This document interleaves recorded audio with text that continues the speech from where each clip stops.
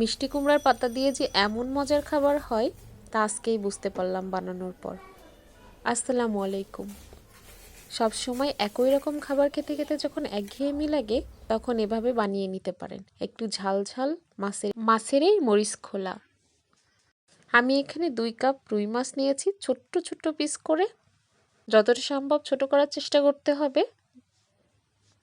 1 cup পেঁয়াজ দিয়েছি হাত দিয়ে এভাবে চটকে চটকে।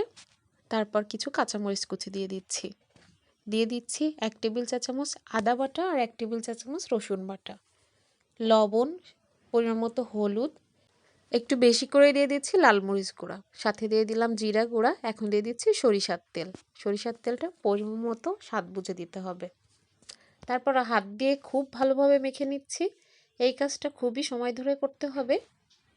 হাত দিয়ে চটকে চটকে মেখে মাছের মধ্যে মশলাগুলো ঢুকিয়ে দিতে হবে।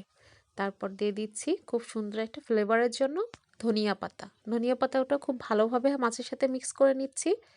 যে প্যানে রান্না করব সেই প্যানটার মধ্যে আমি কিছু মিষ্টি কুমড়া পাতা নিয়েছি। পাতাগুলো আগে থেকেই ধুয়ে পরিষ্কার করে পানি ঝরিয়ে নিয়েছি। একে একে পাতাগুলো বিছিয়ে দিচ্ছি যেন পাতা থেকে কোনো মশলা বের হয়ে যেতে না পারে।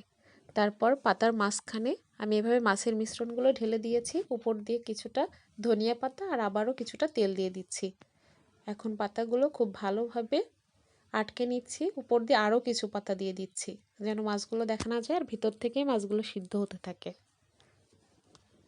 পাতা দিয়ে খুব ভালোভাবে মাছটা ঢেকে নেওয়ার চেষ্টা করেছি। এখন প্যানটা চুলায় বসিয়ে দিয়েছি আর ঢাকনা দিয়ে ঢেকে রাখছি। চুলার জালটা লো টু মিডিয়াম হিটে রেখেছি, হাই হিটে দেওয়া যাবে না। খুবই আস্তে আস্তে রান্না করতে হবে, বেশি তাড়াহুড়ো করলে মাছের ভেতরটা কাঁচা থেকে যাবে। এখন আমি উল্টে দেওয়ার চেষ্টা করছি। পাতার 2 পাশ থেকে উঠিয়ে আমি এভাবে উল্টে দিয়েছি।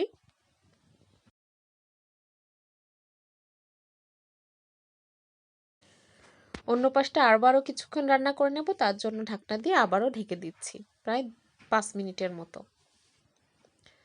5 মিনিট পর আমি আবারও ঢাকনা খুলে আরেকবার উল্টে দেব।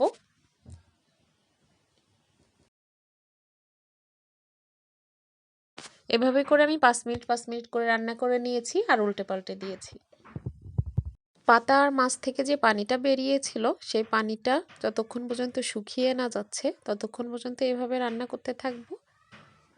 আমার রান্নাটা প্রায় শেষের দিকে। তৈরি হয়ে গেল মরিচ খোলা।